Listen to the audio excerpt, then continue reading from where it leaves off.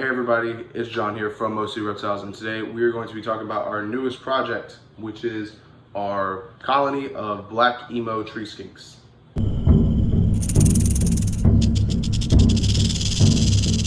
So the black emo tree skink is a more uncommon species in the hobby today.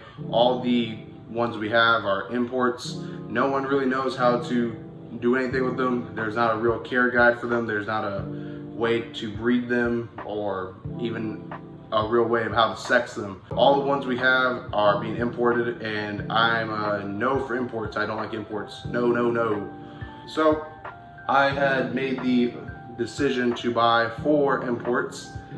You know, sometimes this is what you have to do, and try to figure out ways to kind of make a care guide for them and watch behaviors, learn how to take care of them, and possibly learn how to sex and breed them. That's like the main goal I'm trying to go for.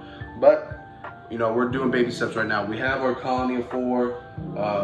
None of them have names, or minus one. I called her Captain Hook because she is missing a hand, which sometimes that's what happens with these imports. But these guys are pretty cool. I like them. I found them about 10 years ago, or I found out about the species 10 years ago when I was looking more into the emerald tree skink, and then I found out about the olive tree skink, and then the black tree skink, or the emo tree skink, whatever you want to call it. They kind of remind me of like the Asian, like a very tiny Asian water monitor when they're like fully fledged out black. So that was something that caught my attention about them, and just because they were different and there was basically no information regarding them. So I had to, when I found out that a pet store in Arizona had them, Predator's reptile shop had them, I had to buy them right away. I had gotten 4 of them in hopes to kind of get a more diversity in a male or a female. I still don't know how to sex them. I've had them for a few weeks, so I'm kind of working around finding ways to work with them and finding different behaviors.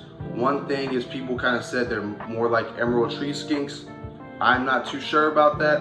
I see them bask, they bask every day, but when they're not basking, I don't see them all. They're always buried in the substrate, which I'm kind of testing things out with the enclosure. So the way I did the enclosure is I kind of put some foliage there. I have some live plants, some fake plants, and I have a lot of sticks, a lot of climbing opportunities.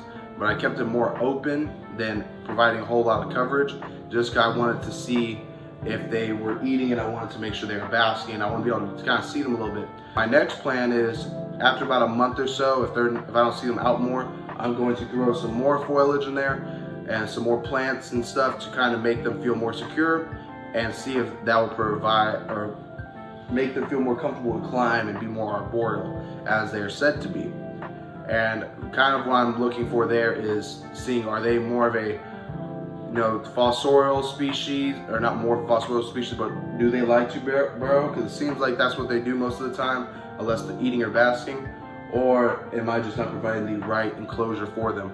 Because when I had emerald tree skinks, I never saw this behavior, and at least in them. I would only see it if they're looking for a more of a humid area.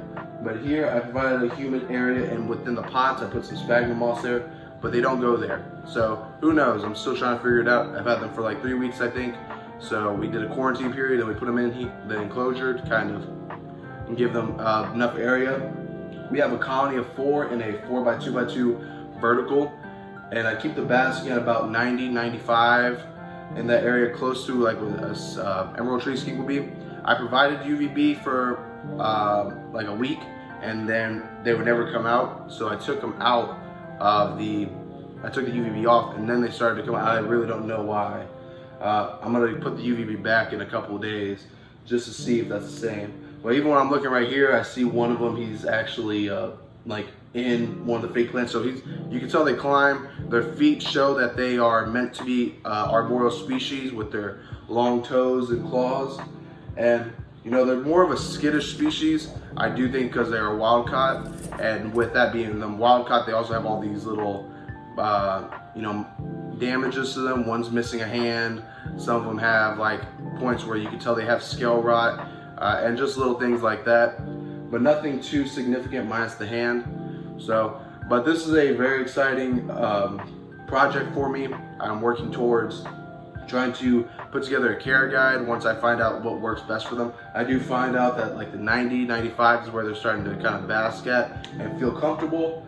But again, there's still a lot more to learn about this species. If you are interested in learning more about them, follow us on TikTok, Instagram, Facebook, and subscribe to our YouTube channel, where we will be posting a whole lot about this species as well, kind of updating you guys about how we're taking care of them and working with them. This is something that I'm hoping to kind of be the first to do, I guess. You know, it's been a species I've had my eye on for a long time and just have found no information about them.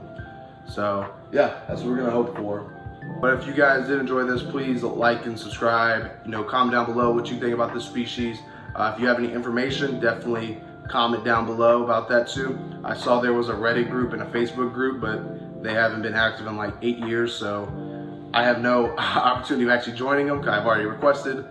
But again, thank you very much for watching, and we'll catch you next time.